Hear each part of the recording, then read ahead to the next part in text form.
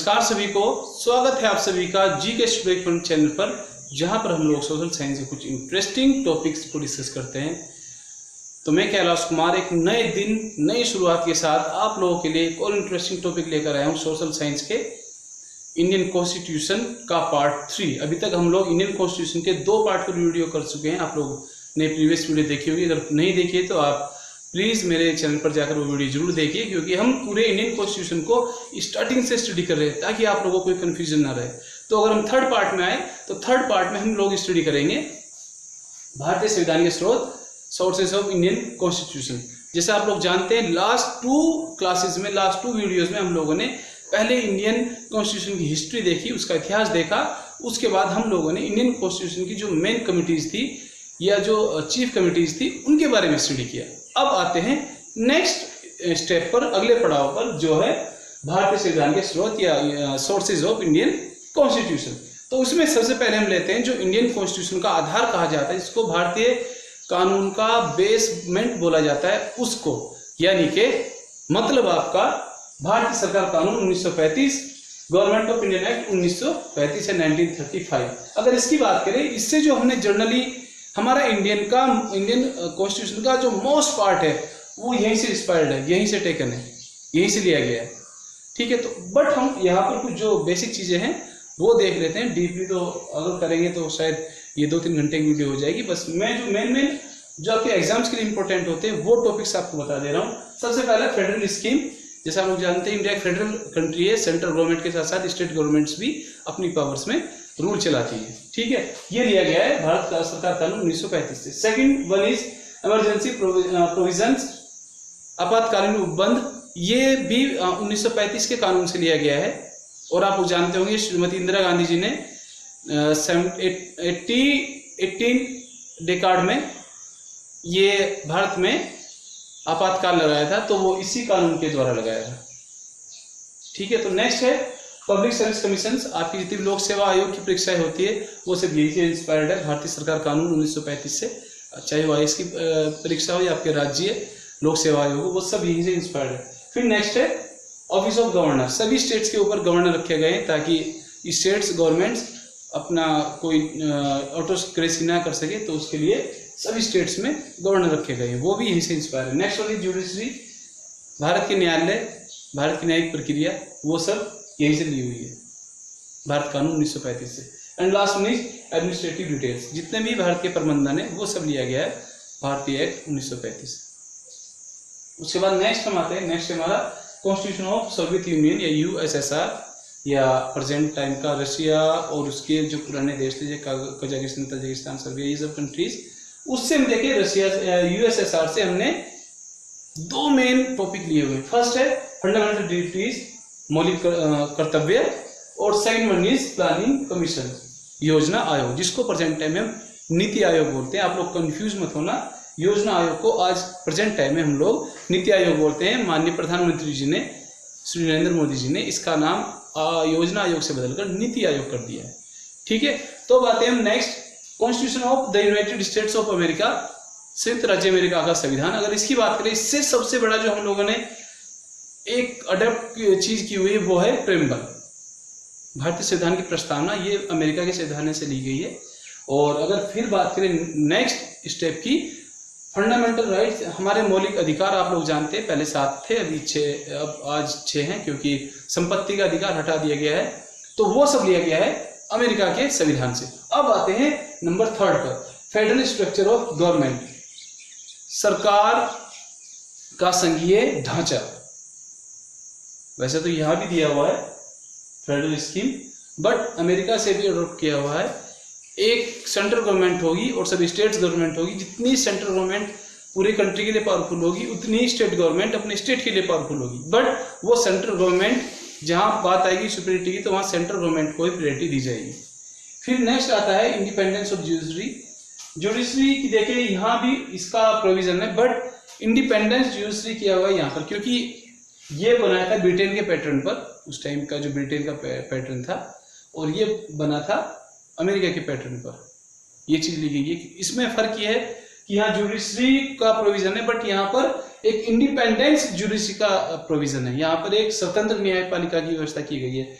Next judicial review, न्यायिक पुनर्वालोकन। इसकी बात करें तो हमारी जुडिशरी कोई वर्डिक्ट देती है, कोई डिसीजन दे देती है, कोई न्याय कोई फैसला सुनाती है, तो उस पर भी दोबारा विचार करने का जो प्रावधान है वो अमेरिका के संविधान से लिया गया है। नेक्स्ट है president as supreme commander of arm force. हमारे जितने भी सेनाएं हैं उन सबका सर्वोच्च अधिकारी भारतीय राष्ट्रपति होता है, आप लोग जानते होंगे। तो ये भी अमेरिका के संविधान से ही लिया हुआ है। फिर नेक्स्ट है equal protection under law. Bharat में कानून के समक्ष सब बराबर है, चाहे वो भारत का राष्ट्रपति हो या एक आम नागरिक हो। ये भी अमेरिका के कानून से ही लिया गया है।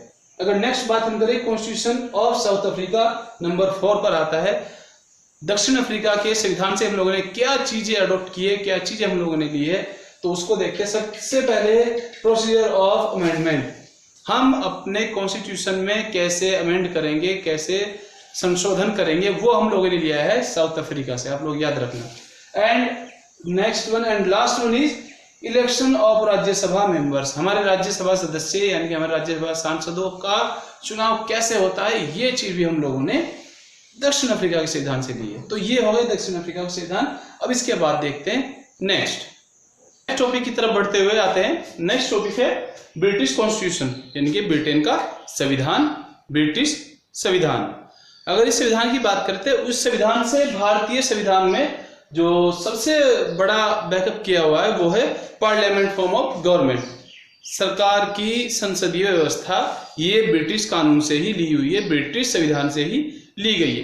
ठीक है, नेक्स्ट आते हैं सिंगल सिटीजनशिप, इकहरी नागरिकता। जनरली क्या है कि ज्यादातर देशों में दोहरी नागरिकता का प्रावधान है, लेकिन भारत में इकहरी नागरिकता का प्रावधान किया गया है। एक समय में कोई भारतीय नागरिक वो भारत का ही नागरिक रह सकता है, उसको दूसरे देश की नागरिकता मिलने के समय से ही उसकी भारतीय नागरिकता छिन जाती है। विशेष परिस्थितियों में ही भारतीय नागरिकता, दोहरी नागरिकता का प्रावधान होता है। नंबर 3 पर है रूल ऑफ लॉ, कानून का शासन। विशेष परिस्थितियों में भारत में कानून द्वारा शासन किया जाता है। वो लोग आप लोग जानते हैं, आपातकाल वगैरह उस समय में, या फिर जब राज्य सरकार चलाने में असमर्थ हो, कुछ विशेष परिस्थितियां होती है, तो वो प्रावधान भी दिया गया है ब्रिटिश कॉन्स्टिट्यूशन से। नेक्स्ट वन इज रिट्स, याचिका। आप लोग में से कुछ लोग जानते होंगे, किसी भी जानकारी को प्राप्त करने के लिए हम लोग कोर्ट में रिट डालते हैं, याचिका दायर करते हैं। वो कंसेप्ट भी ब्रिटिश कॉन्स्टिट्यूशन से लिया गया है। Next one is speaker and his role. हमारे लोकसभा के स्पीकर का कंसेप्ट भी ब्रिटिश पार्लियामेंट या ब्रिटिश कॉन्स्टिट्यूशन से ही लिया हुआ है। उसकी जो रोल है वो भी ब्रिटिश कॉन्स्टिट्यूशन से अडॉप्ट किया हुआ है। Next one is law making procedure. Law making procedure यानी कानून बनाने की प्रक्रिया भी ब्रिटिश कॉन्स्टिट्यूशन से ली गई है। चलिए अब आते हैं नेक्स्ट कंट्री की तरफ। नेक्स्ट कंट्री की हम बात करें तो आगे आते हैं कनाडाई कॉन्स्टिट्यूशन या कनाडा का संविधान। कनाडा का संविधान की बात करें, सबसे पहले कनाडा के संविधान से भारतीय संविधान की जो चीज ली गई है, जो चीज अडॉप्ट की गई है, वो है स्ट्रॉन्ग सेंट्रल गवर्नमेंट, मजबूत केंद्र सरकार। यहां पर इसका मतलब ये निकल कर आएगा कि भारतीय सरकार में, भारतीय पार्लियामेंट में, भारतीय गणतंत्र या भारतीय गणराज्य में सबसे ज्यादा शक्तियां दी गई है केंद्र सरकार को। ठीक है, next number 7 distribution of powers between central and state governments.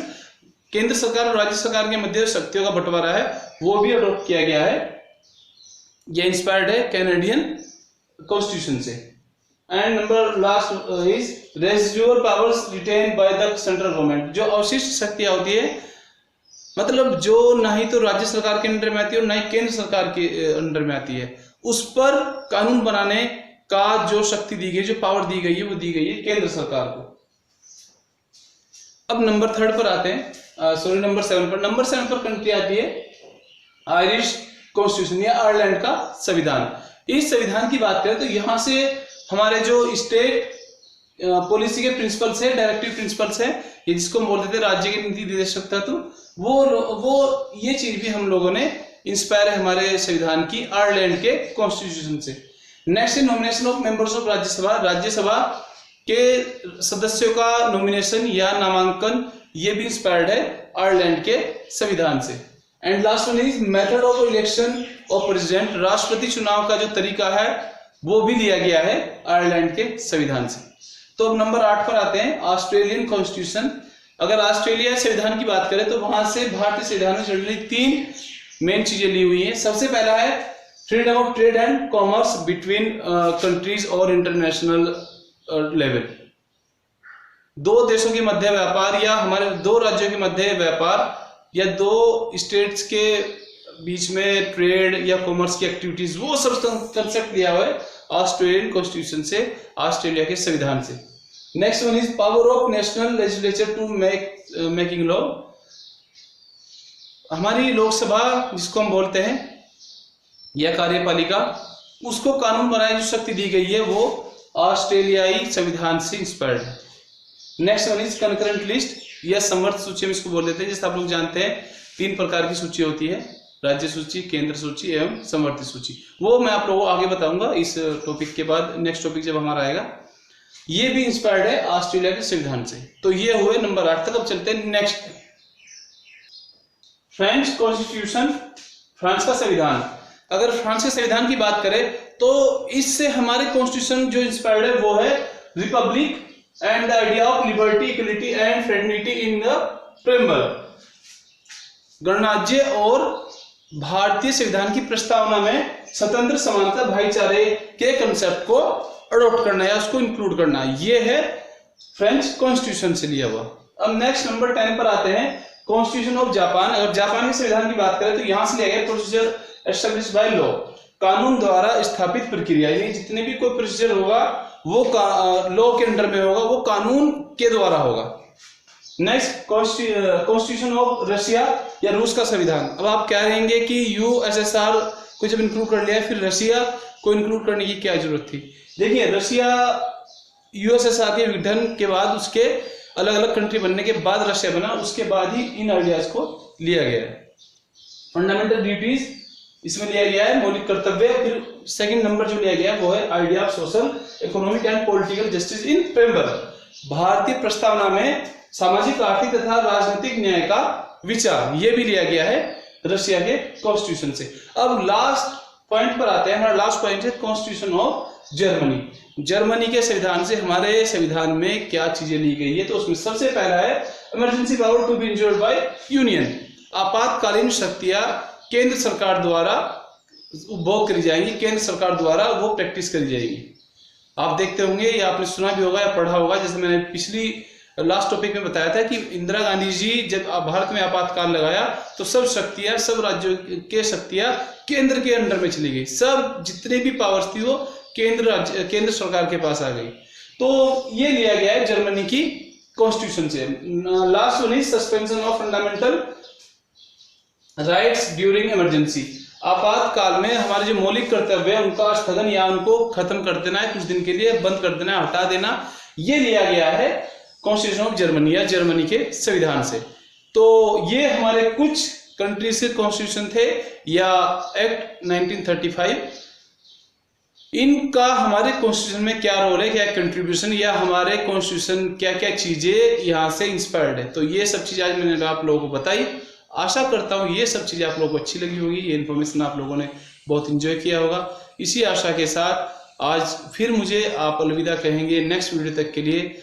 और जाते जाते एक बार फिर आप सबसे रिक्वेस्ट करता हूँ, प्लीज चैनल को सब्सक्राइब कीजिए और वीडियो को लाइक कीजिए। जो लोग लाइक और वीडियो देखते हैं, मेरे चैनल सब्सक्राइब कर चुके हैं, एक बार फिर सभी को धन्यवाद। इसी के साथ जय हिंद, जय भारत।